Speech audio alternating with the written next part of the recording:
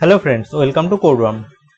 তো বন্ধুরা, আমরা যে কার্ডটা ডিজাইন করছিলাম সেটার আজকে 6th ভিডিও। তো এই ভিডিওতে আমরা দেখব যে আমরা যে কার্ডটা বানিয়েছিলাম সেই কার্ডটাকে এখন ডিজাইনে যেমন ছিল তেমন কিভাবে তৈরি করা যেতে পারে। তো প্রথমত আমরা কার্ডটাকে মাঝখানে তো নিয়ে চলে এসেছি।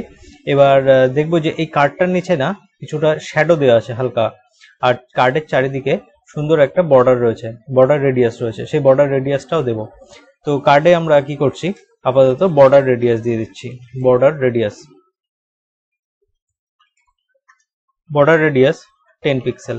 ওকে, বর্ডার রেডিয়াস 10 পিক্সেল দেওয়ার পর আমরা এখানে শ্যাডো দেব এটাতে।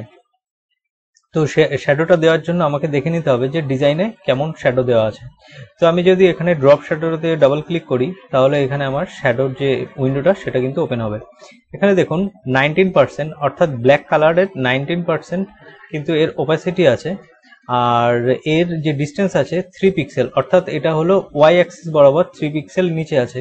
আর সাইজটা আছে 9 পিক্সেল, অর্থাৎ ব্লার। আর স্প্রেড 0। তো আমরা এই যে ভ্যালুটা এখান থেকে আমরা খুব সহজেই এখানে লিখে দিতে পারি যে বক্স শ্যাডো কেমন হবে। Box shadow.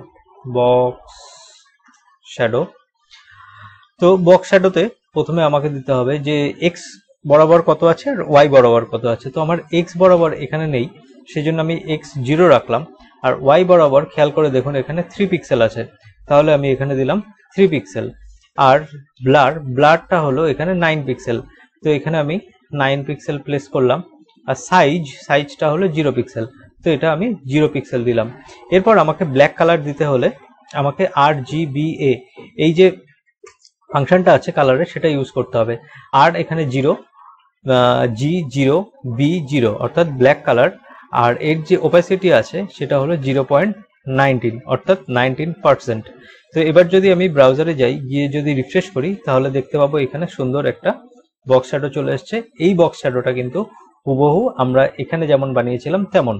তো এতটা ডিফিকাল্টি যদি আপনার পছন্দ না হয়, যে যদি মনে করেন খুব সহজে আপনি শ্যাডোটাকে নেবেন, এত হিসাব করার আমার প্রয়োজন নেই, তাহলে আপনি কিভাবে করবেন, এটাকে জাস্ট রাইট ক্লিক করুন এই লেয়ারের ওপরে। রাইট ক্লিক করার পর আপনি এখান থেকে কপি সিএসএস করুন। সিএসএস কপি করার পর আপনি যে কোনো জায়গায় এসে এটাকে পেস্ট করে নিন। আর এখান থেকে যে বক্স শ্যাডোটা জেনারেট করেছিলাম সেই বক্স শ্যাডোটাকে এখান থেকে কপি করে আপনি কিন্তু খুব সহজেই পেস্ট করে নিতে পারবেন।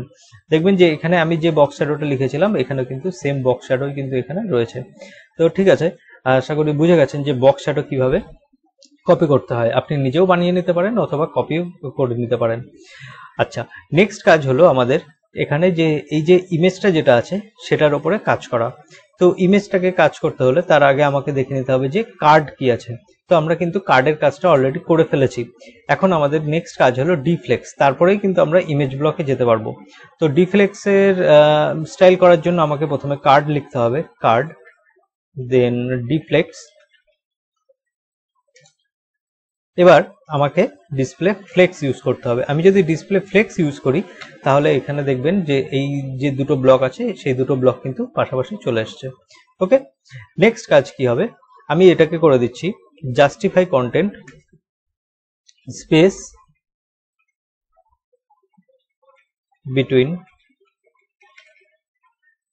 বিটুইন।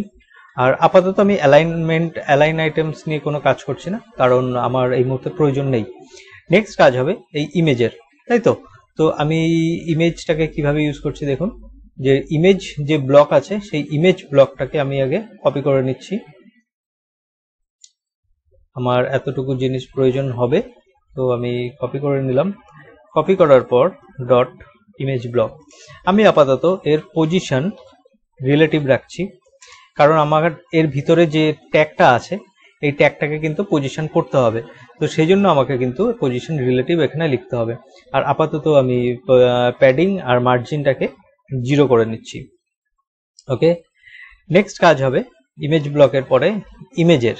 ওকে, দেখুন এখানে কিন্তু ইমেজ আছে, ইমেজের আমি একটা ক্লাস লিখে রেখেছিলাম ইমেজ ফ্লুইড।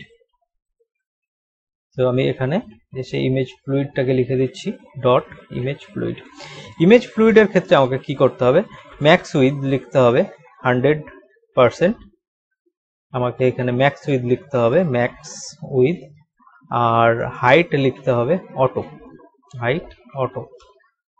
ওকে, এই যে প্রপার্টি দুটো আমি লিখলাম, এই দুটো কিন্তু মাস্ট আপনাকে লিখতেই হবে ইমেজের ক্ষেত্রে, না হলে ইমেজটাকে কিন্তু আপনি রেসপন্সিভ বানাতে পারবেন না।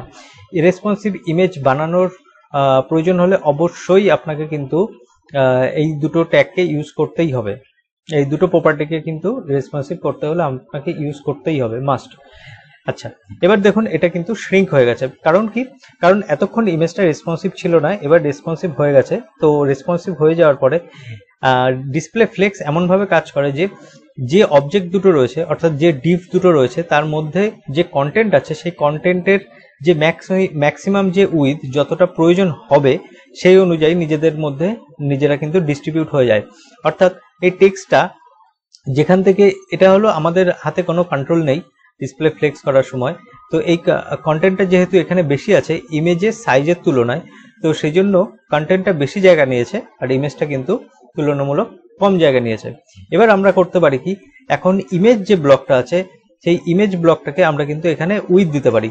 আমরা যদি এরকম ভাবে উইথ দেওয়ার চেষ্টা করি যে ইমেজ হবে 30%, ওকে, ইমেজ 30% হবে, তাহলে দেখুন ইমেজটা কিন্তু 30% হয়েছে। কিন্তু আমি যে এখনো পর্যন্ত যেহেতু টেক্সট ব্লকের কোনো উইথ দিইনি, সেই জন্য টেক্সট ব্লকটা কিন্তু এখন বেড়েই চলেছে। আমি এরপরে প্রাইস ট্যাগের উপরে কাজ করব, আমি আপাতত টেক্সট ব্লকটাকে সাজিয়ে নিচ্ছি। ওকে, তো ডিফ্লেক্স পর্যন্ত তো আমার কমন, আমার এখানে লাগবেই। এরপর আমি করছি কি, আমি এখানে এসে টেক্সট ব্লকের স্টাইলটা করে নিচ্ছি। এর একটা উইথ দিয়ে দিলাম 70%। কেন 70%? কারণ আমি এখানে ইমেজ ব্লকের ক্ষেত্রে 30% দিয়েছিলাম, আর এখানে 70%, টোটাল 70% প্লাস 30% ইকুয়ালস টু 100%। ওকে, তো দেখুন ব্যাক টু আবার নর্মাল কিন্তু আমি এটা পেয়ে গেছি। এখন আপনি এটাকে নিজের মতো কন্ট্রোল করতে পারেন, আপনি যদি মনে করেন যে এটা আপনি 50-50 ইউজ করবেন তো সেটাও করতে পারেন, যেখানে আমি এখানে 40 আর 60 ইউজ করছি, 40% আর 60% আমি এখানে ইউজ করছি।